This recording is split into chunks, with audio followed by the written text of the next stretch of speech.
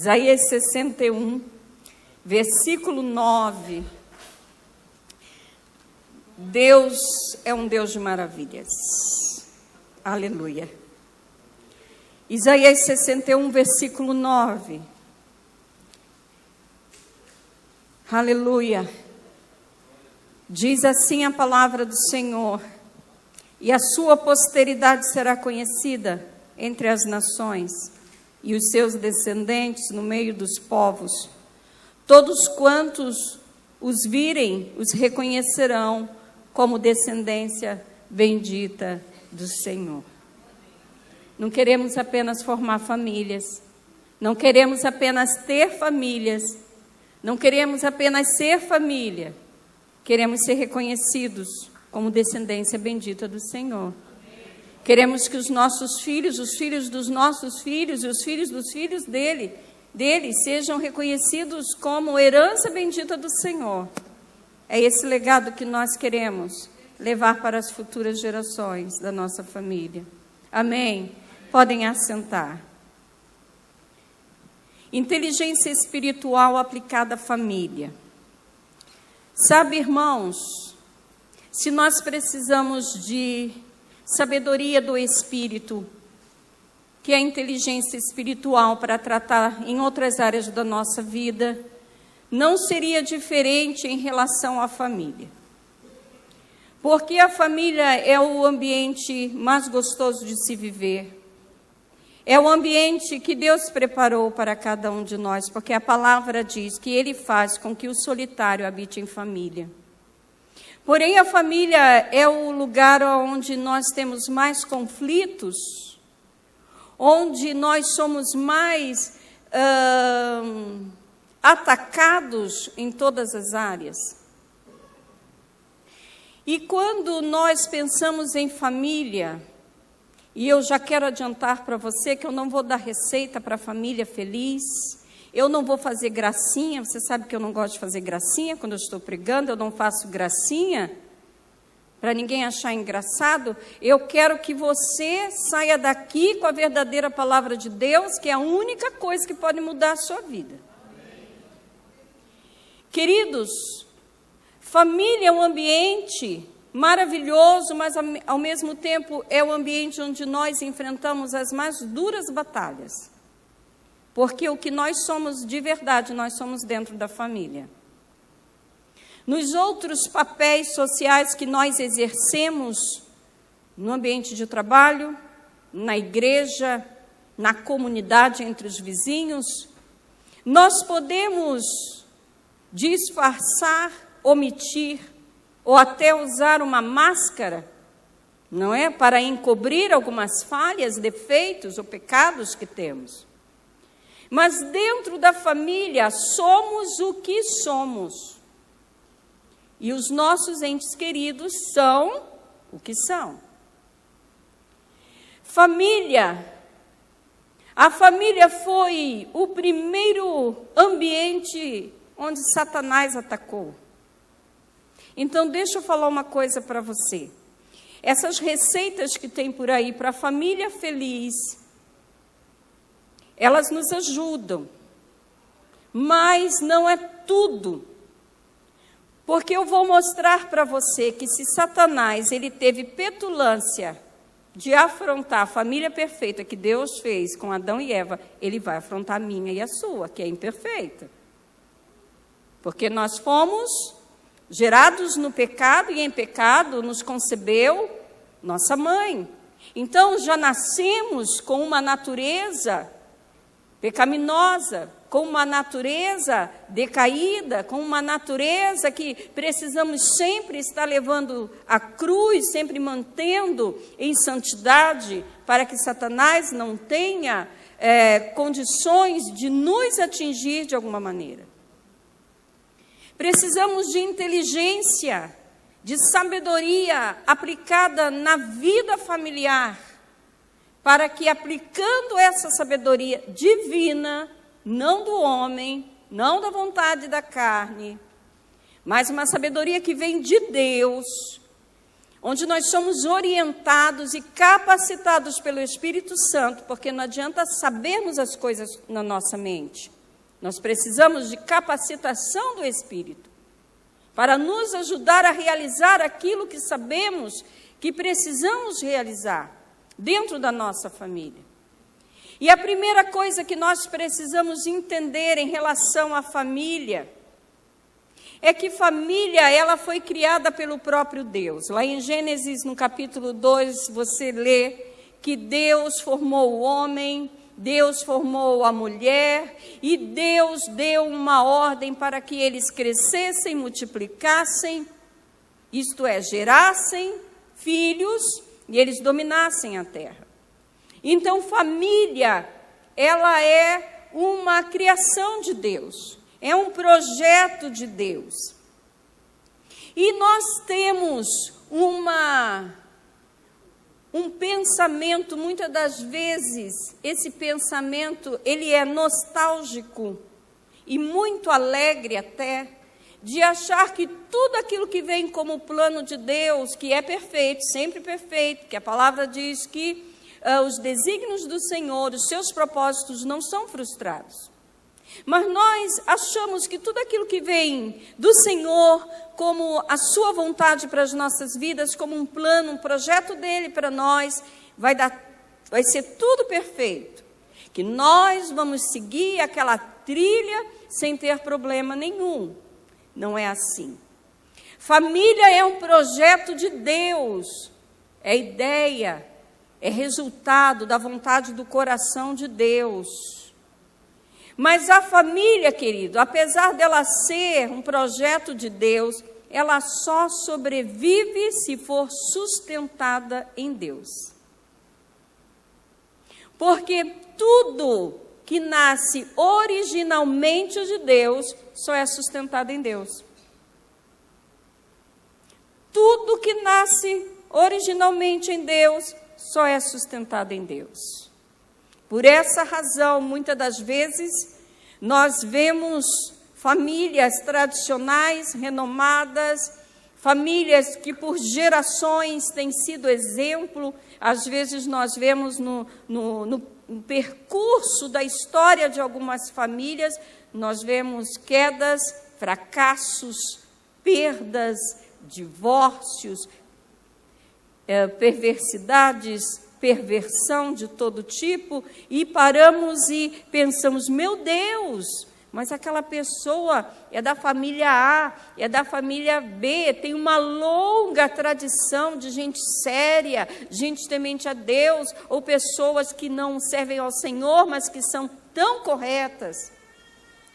Sabe, querido, o mal não respeita nada disso. Ele não respeita a tradição, ele não respeita a herança, ele não respeita nada.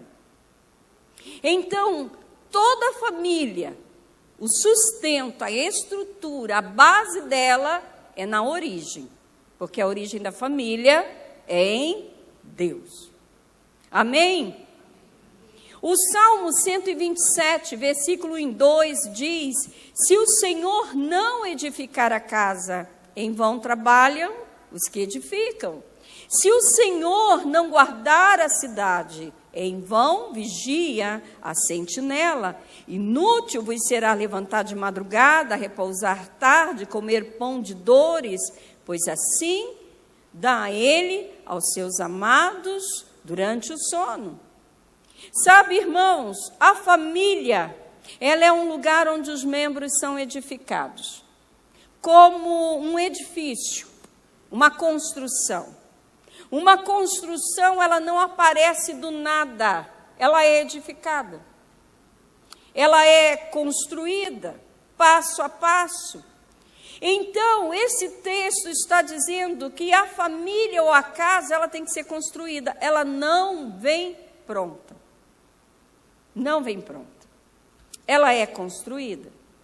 E essa construção vai exigir, começa a acontecer quando o homem e a mulher deixam seus pais e os dois se tornam uma só carne. Ali começa a construção de uma família. E é muito comum casais novos trazerem as construções dos seus pais para o seu casamento. É uma outra família, é uma nova construção, é um novo edifício que está sendo erguido. E uma construção, uma edificação, irmãos, vai envolver pelo menos 4 coisas. Primeiro é o tempo. Ninguém constrói um edifício ou uma casa sem dedicar tempo. Precisa de ter tempo. Precisa de reservar momentos para fazer aquilo.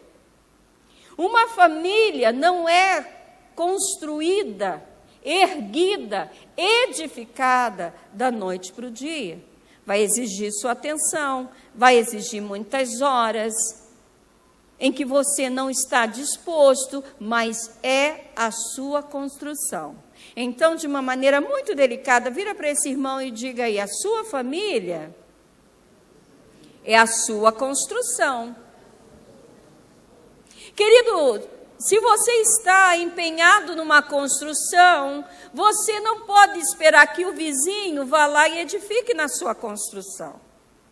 Que os parentes tenham a responsabilidade de edificar a sua construção. E nem mesmo que a igreja seja responsável pela construção. A construção da família é sua. Hoje à noite nós temos um número bom de pessoas, mas todas essas cadeiras poderiam ser reerguidas, poderiam estar cheias, para que pessoas possam entender como erguer e reerguer a construção da sua família. Mas as pessoas, mesmo na igreja, elas têm um sentimento no coração de que tudo o que se refere à família dela vai ser mágico de resolver. É a imposição de mãos, é o óleo da unção, é a campanha, tudo isso vai te ajudar. Mas a construção é sua. Então diga para o seu irmão, a família é sua construção.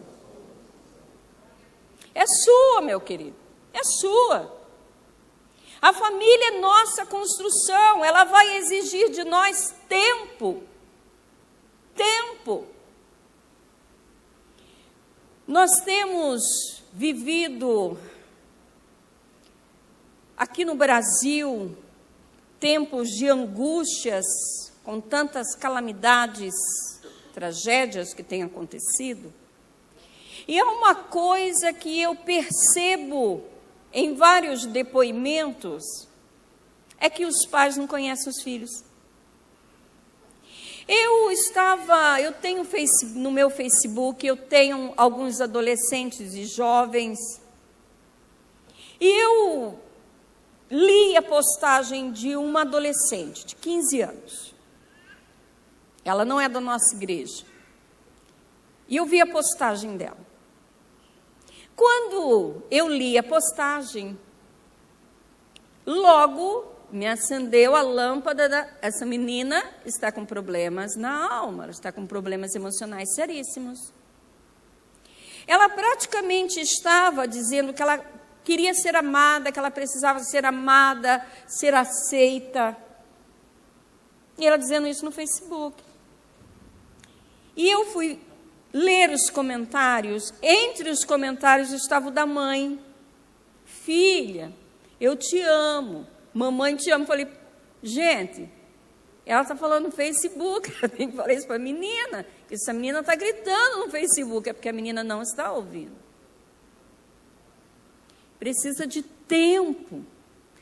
Tempo. Tempo. Não pode ser de qualquer jeito. Família não pode ser tratada em segundo plano, em terceiro plano, quando você não tem mais forças, nem vontade, nem paciência. Família precisa de tempo. Por quê? Por quê? Porque é uma construção. Você já contratou um profissional da área da construção civil que a pessoa pegou, o camarada pegou 10 construções ao mesmo tempo e você começou a perceber que ele não dava assistência lá na sua construção? Como você se sentiu? Logo veio na sua mente, essa construção vai ficar uma porcaria, porque ele faz tudo em pedacinho, porque ele faz um pedacinho na casa da Dona Maria, outro pedacinho na casa da Dona Joana, outro pedacinho na casa do seu João, tudo em pedacinho. É uma construção, exige tempo. A família, por ser uma construção, ela precisa de recursos. Por isso que quando alguém vai casar, a primeira coisa que um pastor tem que perguntar, você tem condições de sustentar essa mulher que você vai casar? E se é segundo casamento, você tem que perguntar mesmo. Escuta aqui, até hoje você viveu solteiro, viúvo, divorciado. A fulana tem 2 filhos, 3 filhos. Foi igual a pastora Eliúde, ela tem 4. Você tem condições de sustentar. Porque uma família vai exigir, é uma construção que vai exigir recursos. Recursos financeiros, recursos emocionais. Uma pessoa desestabilizada, pessoalmente, ela não está preparada para enfrentar um casamento. Principalmente quando vieram os filhos. Porque casamento que tem filho é assim. As coisas podem estar desmoronando na nossa cabeça, mas a gente fica ali, firme. Lembra-se quando Abraão foi subindo com Isaac para o sacrifício. Abraão sabia que não tinha cordeiro. E Isaac, como toda criança, todo adolescente, faz aquelas perguntas fora de hora. Pai, cadê o cordeiro? Pai, cadê o cordeiro? Eu estou vendo a lenha, eu estou vendo o cutelo, mas pai, cadê o cordeiro? E naquela subida, durante aquela subida para o sacrifício, Abraão sabia que ele não tinha cordeiro, porque o cordeiro era aquele menino. Mas ele não podia jogar todo o seu confronto, o seu conflito emocional em cima de Isaac. Ele fez toda aquela subida firme, como um pai obediente ao seu Deus e na fé. Por isso Deus chama Abraão do pai da fé. Família precisa de recursos. Quando a mulher se descabela, o homem não pode desmaiar. Alguém tem que segurar o leme deste barco. Senão vai naufragar. Família exige de nós, como uma construção, material apropriado. Será que é tudo, querido, que serve para a construção da sua família? Será que tudo que cabe nas famílias do mundo cabe lá na sua casa também? Será? Será que é conveniente nessa construção eu trazer relacionamentos do ambiente de trabalho ou até da família, de pessoas que não temem a Deus como nós tememos e vão infiltrar dentro da nossa casa pensamentos e ideias contrárias ao que nós ensinamos? Família é uma construção que exige material apropriado. Lembra do que Jesus falou das 2 casas, da construção das 2 casas? Jesus disse que uma casa foi construída sobre a areia, e vieram os ventos e as chuvas, deram sobre aquela casa e foi grande a ruína. Por quê? O alicerce em areia.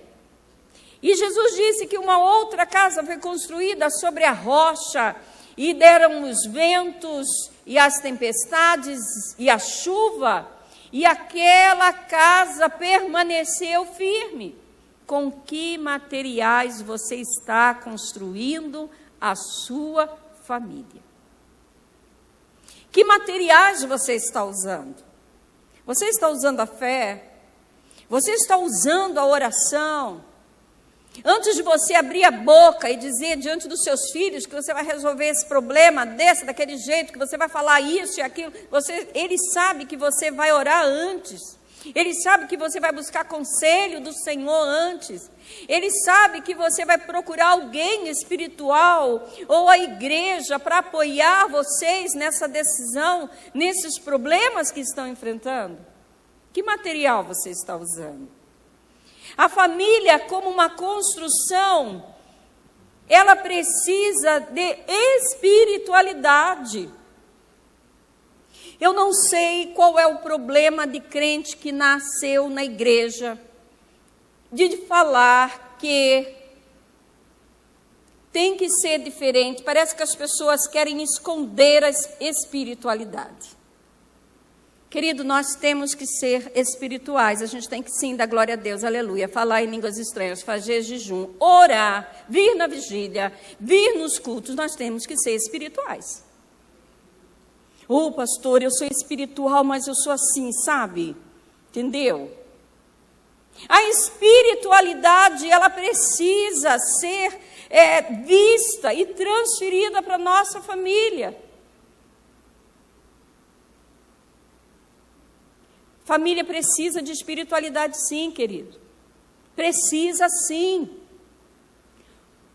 Família precisa saber que a oração resolve, que Deus fala através do profeta, que Deus nos orienta pela sua palavra, que a libertação é uma realidade, que os demônios, eles existem, são de verdade, que Jesus cura enfermidades. Precisamos ser espirituais. Mas alguns têm desenvolvido aquele sentimento de que, no passado, a igreja, ela tinha uma postura espiritual e a afastava do mundo. Desde quando? Se Jesus falou que o Pai procura verdadeiros adoradores que o adorem em espírito e em verdade, o que é isso que você pensa? Está errado? Deus nos quer espirituais. Ele nos quer chorando na presença dEle. Ele nos quer clamando aos pés dEle. Isso é ser crente. O resto é conversa fiada. Crente que é crente, dobra o joelho. Crente que é crente, quando chega na igreja, dobra o joelho antes de cumprimentar a irmã e o irmão. Chega na igreja, dobra o seu joelho, fala com o dono da casa. Seja espiritual. Eu não quero passar uma imagem. Que imagem você quer passar?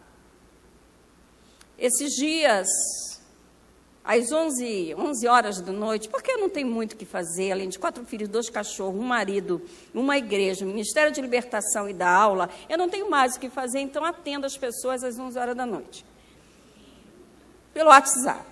Então eu estava atendendo, conversando com uma moça, com muitos problemas. E lá no meio da conversa, eu com aquela paciência, ouvindo, e dando conselho, falando na palavra de Deus. Num dado momento, ela disse assim, escreveu assim: pastora, eu sei de tudo isso, mas eu não acredito mais que Deus vai fazer. Por que Ele não faz daquele jeito? Por que eu recebo tantas promessas e Deus não cumpre? Eu não acredito mais que Deus vai fazer. Eu dei essa pausa. Falei, tirei o sapato, arrumei os cotovelos, o dedinho no teclado. Eu estava conversando com ela no Messenger, não no WhatsApp. E falei para ela, olhe, até agora eu estava conversando com você no nível da espiritualidade. Porque o que eu tenho para falar para você é pautado na crença em Deus e naquilo que Jesus, o seu Filho, pode fazer. Se você não crê, não temos mais nada a conversar, vai procurar um psiquiatra, um médico, qualquer um, que não temos mais nada para conversar. Não está certo? Como que eu vou aconselhar uma pessoa que diz para mim que não crê em Deus? Que não crê que Deus vai fazer? Mas sabe por que isso está acontecendo com os crentes dentro da igreja, principalmente no trato com as suas próprias famílias?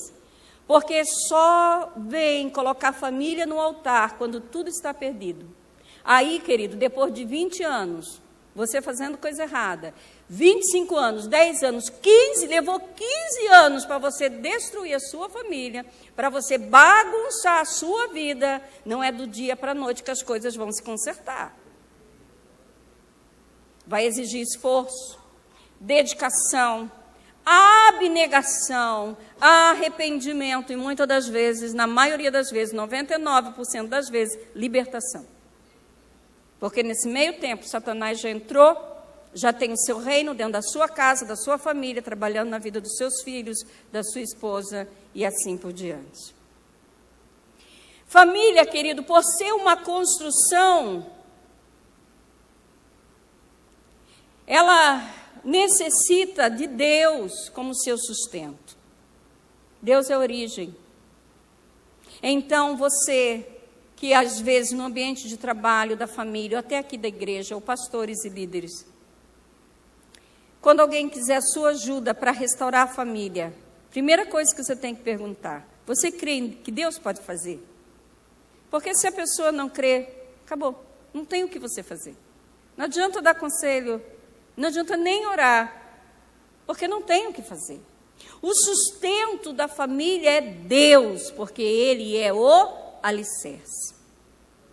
O texto que nós acabamos de ler, Isaías 61, versículo 9.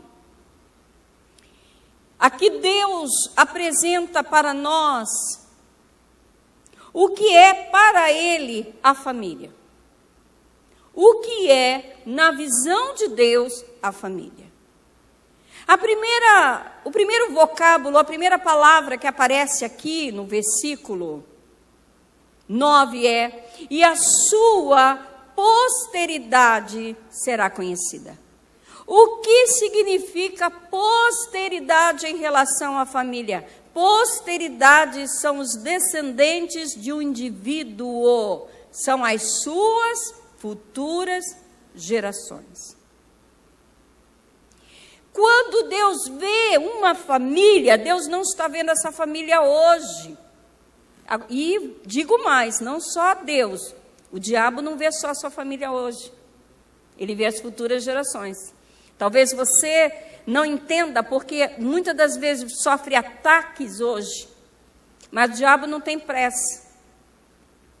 Eu falei isso em casa ontem, conversando com um obreiro que estava em casa, né? Porque depois da visita o pessoal passa em casa para tomar um cafezinho e um bolo de fubá, quentinho.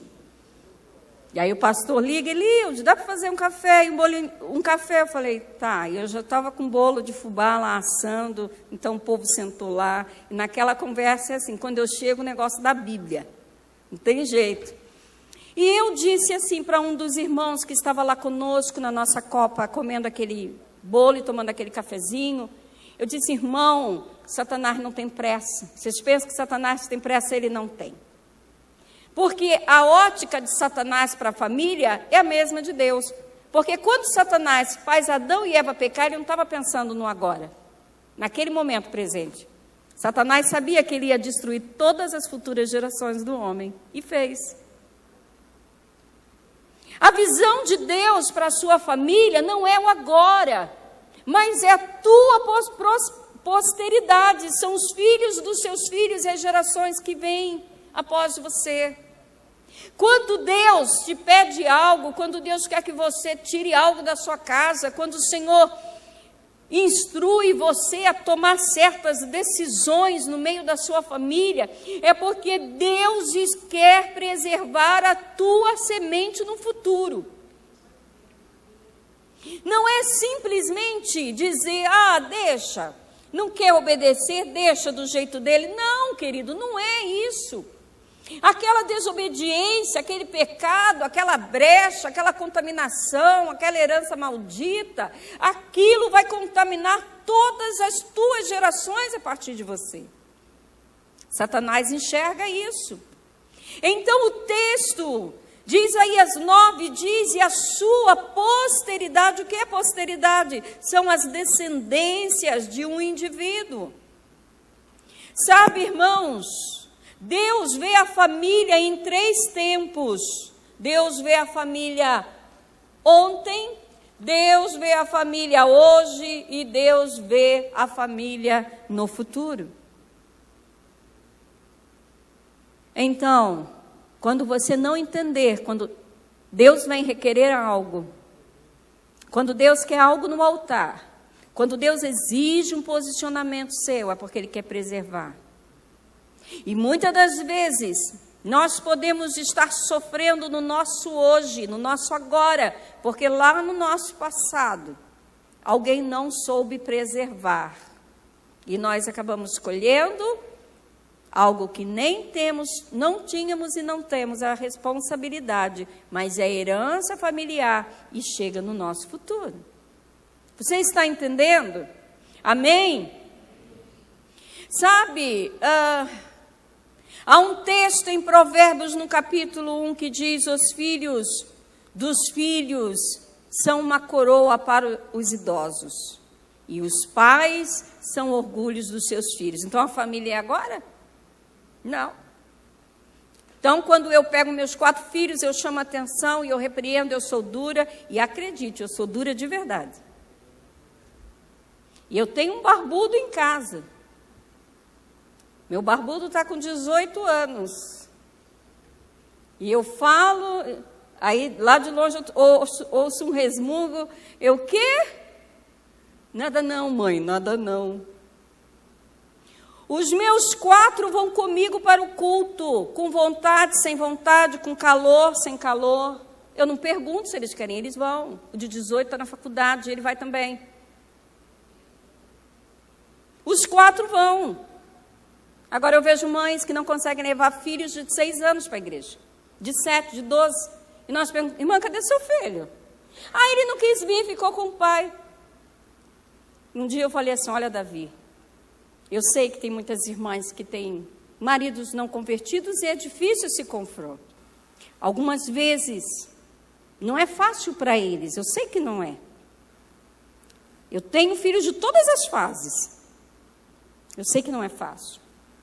Às vezes a igreja não encaixa, ou o ministério não encaixa, eles não conseguem, não acontece isso. Mas insista, senão você vai para a igreja, você vai ficar do meu lado. Ah, eu não preciso participar de nada, você vai sentar do meu lado, você vai ouvir a palavra de Deus. Acredite nisso, querido, acredite nisso. Não deixe em casa, acredite. Mesmo que ele não encaixe em lugar nenhum, coloque ele do seu lado.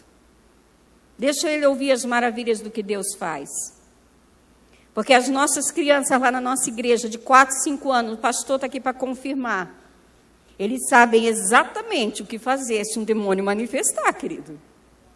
Eles pegam óleo quando vão visitar os avós.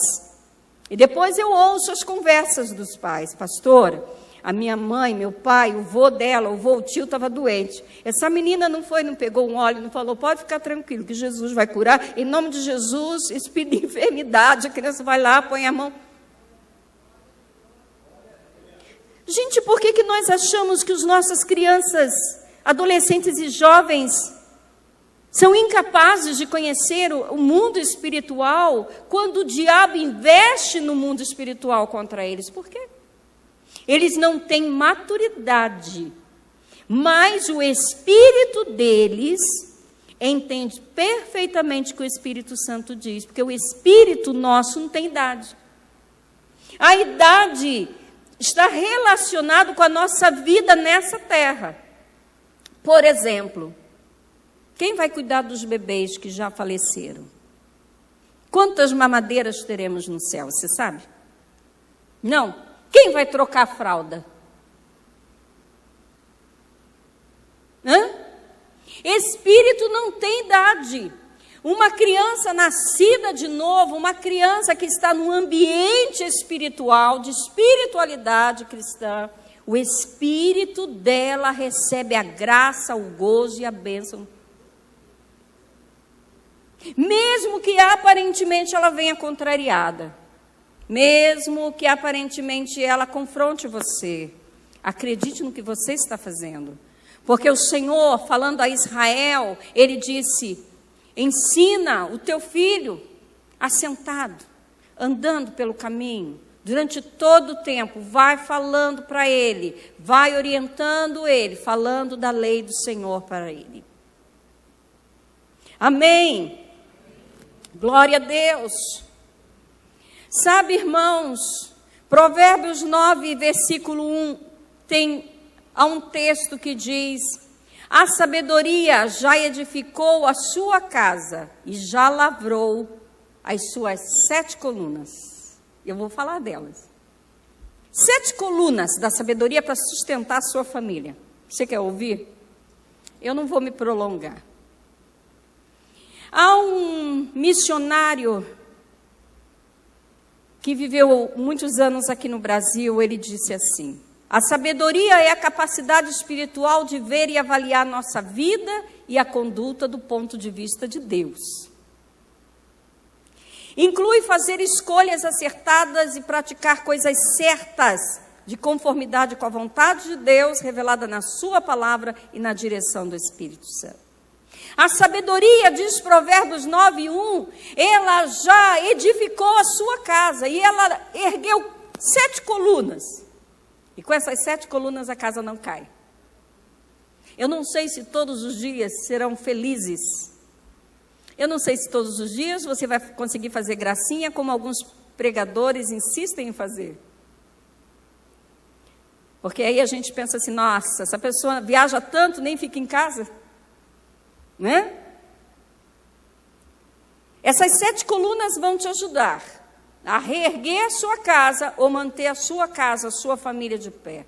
Primeira coluna: siga o modelo original. Sabe, irmãos, nós precisamos entender que Deus é Pai. Deus se apresenta como Pai. Deus se manifesta em toda a Bíblia como Pai. Essa visão moderna de Deus, essa visão secular de um Deus que é um ser inanimado, que é um ser estranho, que é um ser distante, não corresponde com o que a Bíblia diz. A Bíblia nos apresenta um Deus que é Pai. E a paternidade de Deus diz respeito à origem. Você não é pai? Você não é mãe? Não somos pais? Os filhos se originaram de onde? Da gente. Quando a Bíblia diz que Deus é Pai, é porque tudo que é bom, saiu dele, fluiu dele. Por essa razão, o apóstolo Tiago, no capítulo 1, versículo 16 a 18, ele diz: meus irmãos, não sejam enganados. Toda boa dádiva, todo dom perfeito vem do alto, do Pai das luzes, que não é o Pai de santo, é Deus. Ele é o Pai das luzes, em que não há oscilação como se vê nas nuvens inconstantes, mas de acordo com a sua vontade, Ele nos gerou. Irmãos, põe a mão na sua barriga. Você tem uma barriga aí? Alguns têm pouco, outros não têm nada, outros têm muito. Põe a mão na sua barriga. Ele nos gerou. Ele nos gerou. Ele nos gerou pela sua palavra, não foi assim? Ele nos gerou. O texto diz que Ele nos gerou pela palavra da verdade, a fim de sermos como os primeiros frutos da sua criação. Então, onde está o modelo original de paternidade? Em Deus. Não é o modelo do mundo, não é o modelo da filosofia, não é o modelo que o cientista diz, é o modelo está em Deus. Sabe, irmãos, assim como Deus exerceu paternidade por causa dos que foram gerados nele, nós também temos que exercer a nossa paternidade para com os nossos filhos que foram gerados em nós. Está vendo a responsabilidade? Você está vendo? Assim como Deus gerou todo o universo, todo o mundo, todo ser humano dele, nós também geramos filhos. E se geramos a paternidade, e nessa paternidade a responsabilidade. Sabe, querido, nós precisamos entender que família não é uma coisa que se faz e se desfaz e refaz e se desfaz e refaz. Há uma preocupação. Eu estava hoje lendo algumas coisas que o povo publica. E tem crente que está seguindo agora a teologia do Facebook.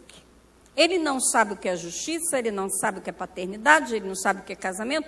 Ele vai seguindo o que está aparecendo lá. Então, fizeram uma publicação de uma liderança nossa, e falando sobre o divórcio. Já teve 5 divórcios, 4, 3, sei lá. E aí fica um povo contra, um povo a favor. Isso não tem peso nenhum. Primeiro, não é da nossa conta. Não é a nossa família. Então, fala para o seu irmão, a família? Fala para o seu irmão, a família é sua construção. A construção dos outros não é da nossa conta. Nós não vamos construir a nossa baseado na dos outros. Se já aprendemos que a família, a paternidade, a origem dela é em Deus, o que me interessa é Deus, que é o meu protótipo, e eu sou sua cópia, e é nele que eu tenho que me espelhar, e acabou. Se o outro tem 5, tem 10, tem 1000. Aí fica o povo falando, e é um negócio fora da teologia e do contexto. E a mulher samaritana teve 5, Jesus também perdoou. E Jesus deu uma tareia nela, uma tapa nela, disse... Quer ser espiritual, filha? Hã? Vai chamar teu marido, querida? Ai, Senhor, 5 mais igual Botini. Ai, Botini, 5 maridos, Senhor, eu não tenho marido. Bem disseste, já tiveste 5?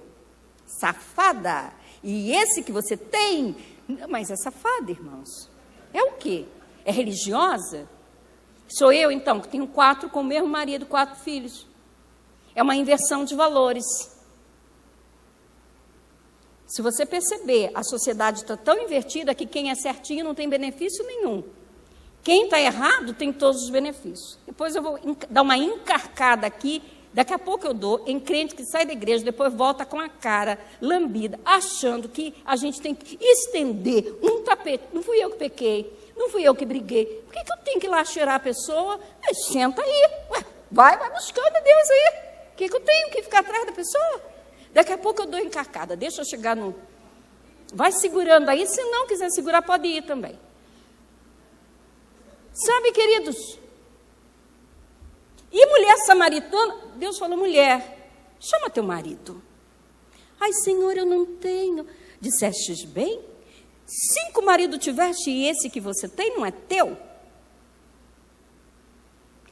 A palavra de Jesus foi como a palavra que ele deu a Zaqueu.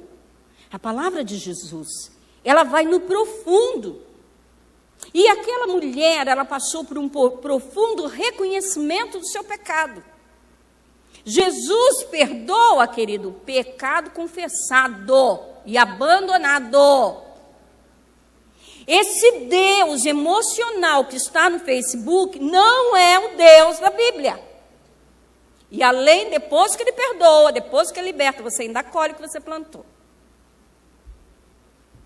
Sabe, irmãos, siga o modelo original. Qual é o modelo? Deus é o modelo. Está difícil? Irmão, Jesus suportou afrontas por nossa causa. Deus nos amou, sendo nós ainda pecadores. Por que você não pode amar um pouco mais o seu marido, o seu filho, a sua filha que está dando trabalho? Querido, coisa triste é ouvir uma mãe dizer: pastora, ore para que meu filho não saia da penitenciária, porque para mim é melhor que ele esteja lá. Eu falei: irmã, aquilo lá não conserta ninguém. Irmã, lá não conserta. Coisa triste. Sabe, querido, o modelo original está em Deus. Ele é o nosso modelo. Quando você pensar em desistir, quando você pensar que está difícil, olhe para Deus. Quanta paciência, quanta misericórdia Ele teve por você.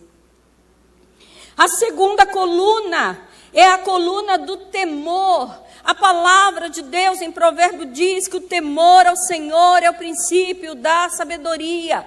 Temer a Deus é reverenciá-lo, querido. É reconhecer que Ele é Deus acima de todas as coisas. É temor. Quer ver um exemplo de uma família que não soube ensinar temor aos seus filhos? Eli. O texto diz que eles profanaram o altar. Sabe, irmãos, o texto lá diz que em Siló, que era o local do culto e da adoração, lá se sacrificava ao Senhor, levava as oferendas e os sacrifícios, e Eli era responsável por isso. Mas o texto diz que os seus filhos agiam de forma errada e Eli não exerceu o sacerdócio na sua casa.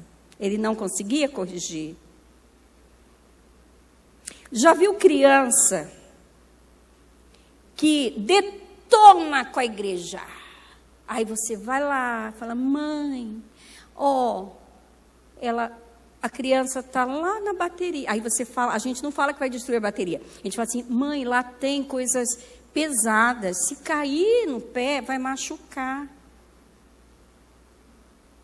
Aí a mãe vai lá: ai, filho, filha, depois você vem aí, vamos. Temor ao Senhor. Eli não sabia corrigir os seus filhos.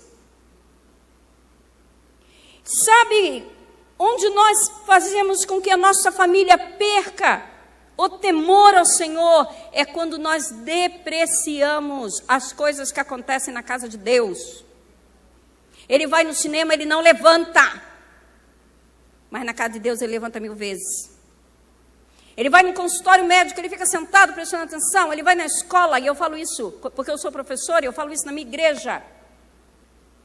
Neném é de 3 anos para baixo, porque os outros já com 4 anos já está no pré, já está no infantil, já está na primeira etapa. Ele tem regras na escola: não pode levar brinquedo, porque a gente pega mesmo e a gente não devolve. Por que na igreja tem que vir a pipoca, tem que vir o brinquedo, Se lá na escola tem regras, sabe o que você está dizendo para ele? Na casa de Deus, você pode fazer do jeito que você quiser. Não tem problema, você está dizendo isso para ele. Lá na frente ele vai crescer depreciando as coisas de Deus.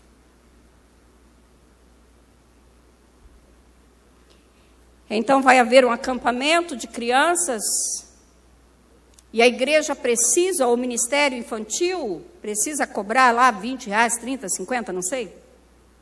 Aí você faz um furdunço na sua casa. Mas o que esse Isaías está pensando? A criança está ouvindo. Mas você tira R$50 para ela ir no shopping. Você tira R$50 para levar ela. E você está dizendo para ela que as coisas de Deus não têm valor.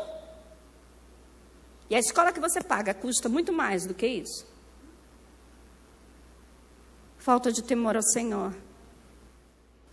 Isso é zelo pelas coisas de Deus. É zelo, é temor, porque o serviço que nós prestamos na igreja não é para o irmão, não é para o pastor, não é para a comunidade, é para o Senhor. E muitas das vezes, você não sabe por que a falta de temor entrou na sua casa.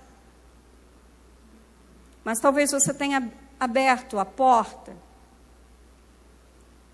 E outra coisa, cuidado com pessoas que não temem a Deus, que convivem dentro da tua casa com os teus filhos. Nós temos, sim, como os pais, o direito de dizer, você não vai andar com essa pessoa. Com essa pessoa eu não quero mais aqui. Porque a gente faz assim, a sabedoria de mãe e pai é assim, mãe, deixa, você deixa. Mas você está lá, lavando a louça, está com a orelha lá na conversa deles, né? Se ao momento em que você vê um comportamento, uma atitude inadequada, passa um tempo, você avisa, ó, essa pessoa não vem mais. Porque naquela conversa, naquele comportamento, a falta do temor ao Senhor daquela pessoa vai se transferindo para os seus filhos. E vai chegar uma hora que eles vão questionar e vão dizer, mas o filho de fulano não faz isso. Temor ao Senhor é a coluna para manter a nossa família de pé. Terceira coluna, a coluna da confiança e da proteção. Sabe, irmãos, confiança e proteção precisam estar dentro da nossa casa. Nós não podemos trair a confiança dos nossos filhos, do nosso cônjuge, por nenhuma amizade, por nenhum cargo na igreja, por nada. Mas, pastora, e se eles estiverem errados lá em casa? Você aponte o erro, reconheça, você está errado, mas eu sou sua esposa, eu vou ficar do seu lado, até o final. Mas eu vou dizer para você, você está errado. Filho, você está errado nesse comportamento. Eu sou sua mãe, ninguém vai encostar a mão em você, ninguém vai falar com você antes de falar comigo, mas você está errado. A nossa família precisa saber que nós a defendemos, porque senão ele vai encontrar nos braços de quem está de fora a defesa, vai encontrar a proteção, e quando você abrir os olhos, a família que você pensa que é sua, não é mais. A quarta coluna é cuidar ou administrar o dinheiro. Querido, se você quer ter um lar, uma família próspera, obediente a Deus, você precisa dizimar e ofertar. Por quê?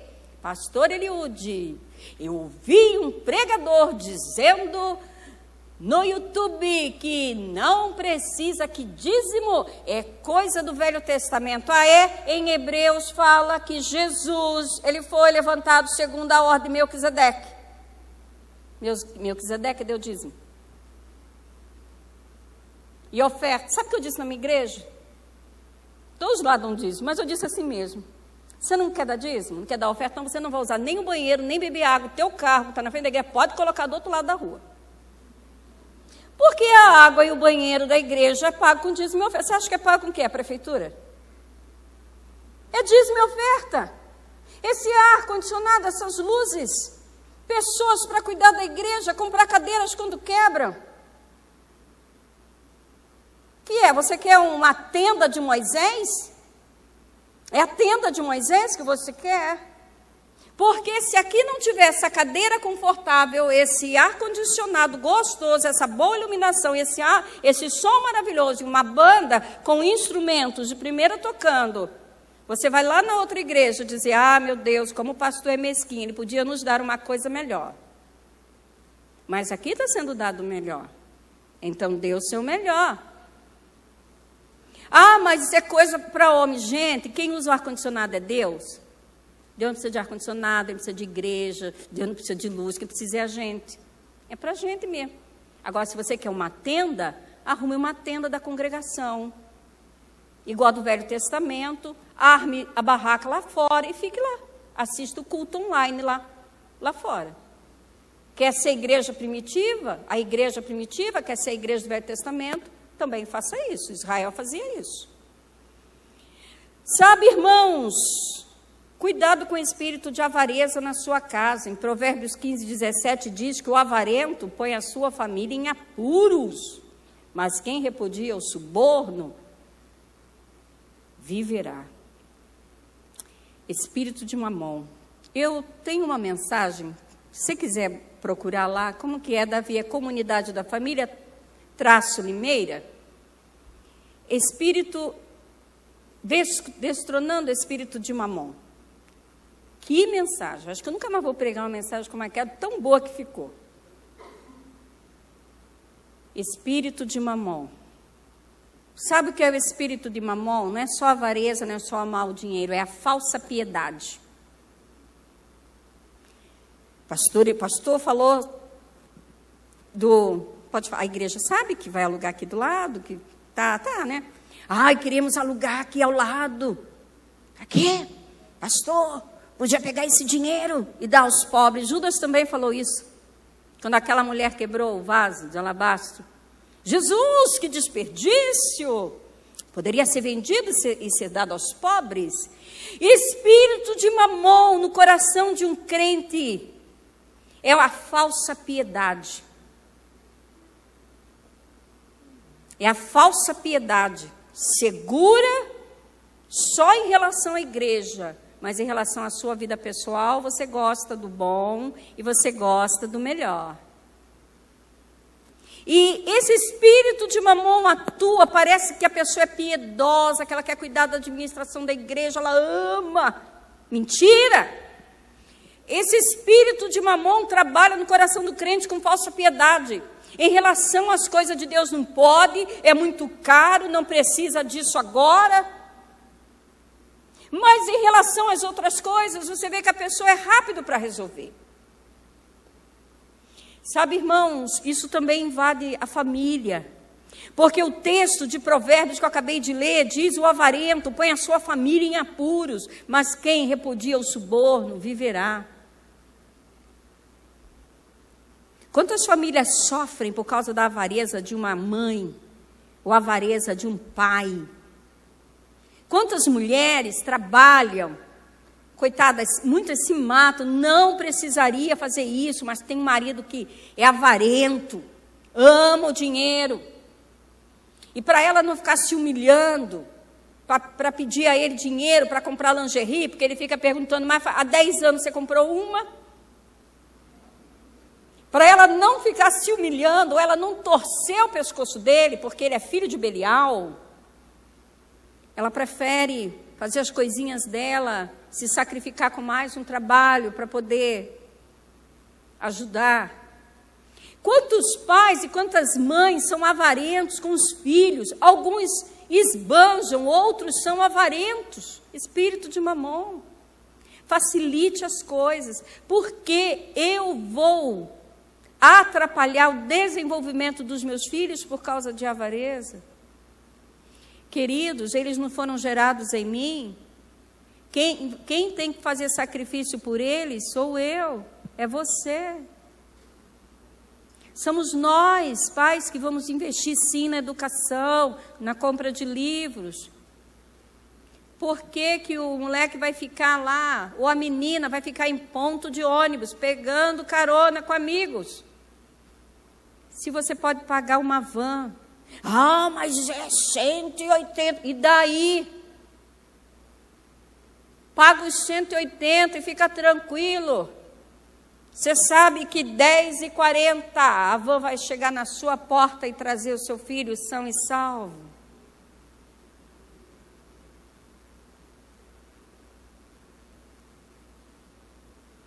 Por que não investir? Nós investimos nos nossos, com pouco recurso que nós temos, porque investir em 4 e 2 em faculdade não é fácil, não. Nós somos funcionários públicos de verdade. Prestamos concurso e passamos. O pastor melhor que eu, que ele passou em primeiro lugar. Eu não sou tão inteligente assim, então eu passei lá. Mas ele é mais. Nós investimos. Tem que trocar o carro. Ai, que delícia usar um carro novo, cheiroso. Mas aí a gente pensa, mas a gente não pode comprometer o orçamento ainda, por causa do que está na faculdade, por causa do outro que está na área da saúde. Porque a gente é assim, um é automação industrial, o outro está na área da saúde. Então, é totalmente oposto. E a gente não fica chorando miséria para ninguém, reclamando. A gente vai fazendo, vai investindo, porque é geração nossa, porque o que nós estamos investindo neles, o tempo, a oração, o amor, a graça, a autoridade. Eu sei que eu estou semeando nas minhas futuras gerações. Eu tenho certeza. A outra coluna, a quinta coluna, é a coluna da felicidade. Como ser feliz? É difícil ser feliz em família. Sabe por quê? Somente quem tem filho. Porque se o nosso filho sofre, a gente sofre. Não é verdade? Se o nosso filho não está bem, a gente também não está. Então é difícil ter aquela harmonia de felicidade global. Mas essa felicidade que a palavra diz que tem que ser a coluna da nossa família, que vai nos sustentar, é uma alegria, um contentamento que vem de Deus. Provérbios 3, versículo 13 diz: feliz o homem que acha sabedoria e adquire o conhecimento. A sexta coluna é crença no Senhor. Viva a fé dentro da sua casa. Mesmo quando, gente, você não vê saída. E o filho vai perguntar: pai, cadê o cordeiro? Você vai dizer: filho, Deus proverá para si um cordeiro. Sétima e última coluna, a graça de Deus. Efésios 2:8 diz: porque pela graça sois salvos por meio da fé, não vem de vós. Então, quando você olhar, a família tem essa coisa, tem época que é tão difícil, não é? É um transtorno, parece que tudo sai do lugar. Se começa a se estabelecer na graça de Deus, fala: Deus, o Senhor não me salvou porque eu sou boa, porque eu faço boas obras, mas é pela graça de Jesus. E essa graça, Senhor, que não vem de mim, porque em mim não tem nada, meu marido não tem nada, meus filhos não têm nada, mas é graça. Que essa graça sustente a minha casa, Senhor. Essa é a sétima coluna. Essa graça sustente a minha casa. Sabe, querido, e para encerrar, o grande inimigo da família é o inimigo das nossas almas. Satanás, ele se levanta de maneira astuciosa e muito violenta. Quando Satanás faz algo, ele faz bem feito. Por essa razão, o apóstolo Paulo diz que os filhos das trevas são mais hábeis que os filhos da luz. Toda essa tragédia que você presenciou aqui no Brasil esses dias, tudo isso que aconteceu. Eu comentei em casa ontem, eu falei: vocês estão pensando que Satanás matou só aquelas 10 pessoas? Ele matou 10 famílias. Ele comprometeu uma comunidade escolar inteira. O espírito de morte, o espírito de violência, o espírito de vingança está agindo naquele lugar. Deus tem que levantar as igrejas lá naquela cidade. Levantar as igrejas ali com intercessão, com oração. Oração de guerra, para que aquele principado que está agindo seja destronado ali. Satanás se levanta, ele é o maior inimigo da nossa casa, é o maior inimigo do nosso casamento, é o maior inimigo da nossa finança, é o maior inimigo da nossa felicidade. Ele vai usar de todas as armas. Mas a palavra de Deus, em 2 Coríntios capítulo 10, diz que o nosso confronto não é contra seres humanos, e as armas da nossa luta, da nossa milícia, da nossa batalha não são carnais, mas são poderosas em Deus, para destruir sofismas e fortalezas, e tudo aquilo que se levanta contra o conhecimento do Senhor. Então, que você possa receber sabedoria de Deus, a graça de Deus, para dirigir a sua família, com temor, com autoridade, com fé, com palavra. Em nome de Jesus. Vamos ficar de pé? Você sabe qual é o problema da sua família? Você sabe qual é a dificuldade que você tem? Você sabe o que vocês precisam? O que você está enfrentando? Eu gostaria que você abaixasse a sua cabeça, colocasse... São 9h27. Coloque a mão no seu coração. Apresente ao Senhor a sua casa, a sua família. O mesmo Deus que tem falado desde o princípio. O Senhor que tem estado conosco. É Ele quem vai ministrar o seu coração. Feche os teus olhos. Pai, em nome do Senhor Jesus, eu te agradeço pela tua palavra, que é verdade absoluta, Senhor. Pai, em nome do Senhor Jesus, cada um que está aqui foi gerado da tua palavra, foi gerado em ti, Senhor.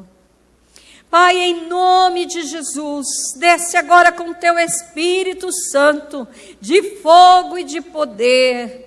Oh, com uma unção de graça, uma unção de cura, uma unção de libertação.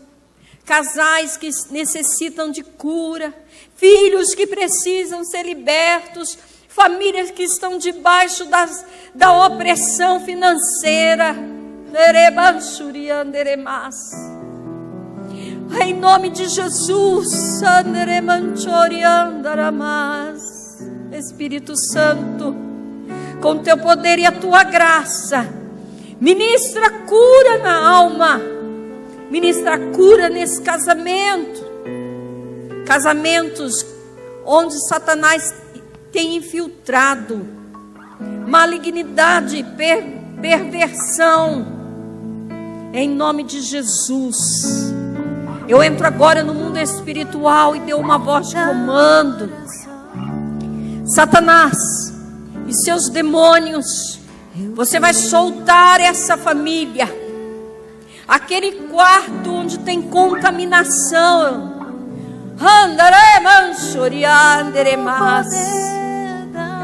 Aquele quarto onde tem contaminação, onde é o ponto de contato dos espíritos malignos, em nome de Jesus.